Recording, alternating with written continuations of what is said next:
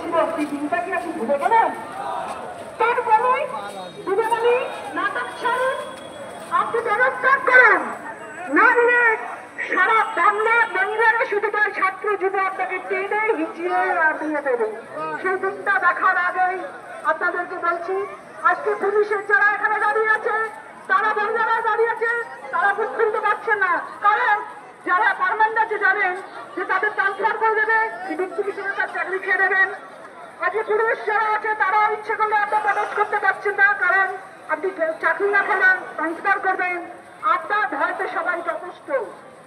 আপনি একজন গণতন্ত্রের অধিকারী নন, আপনি একজন হিটলার। তাই বলি আপনার পদত্যাগ ইনিশিয়েট করে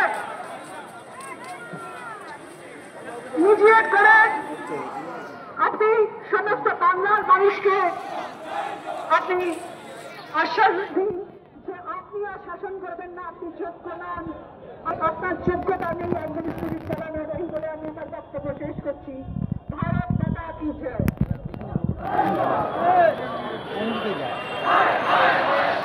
ধন্যবাদ। আমরা আমাদের মিছিল করব। আপনারা সবাই আমাদের মধ্যে রাজ্য বিজেপির অন্যতম সাধারণ সম্পাদক সাংসদ মাননীয় জ্যোতির্ময় সিং মাহাতো এসে গেছে।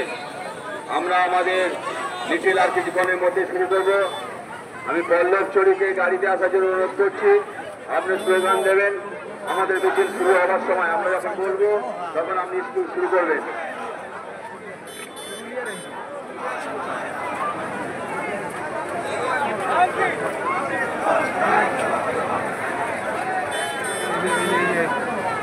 এবিপি আনন্দ রেকর্ডিং করে।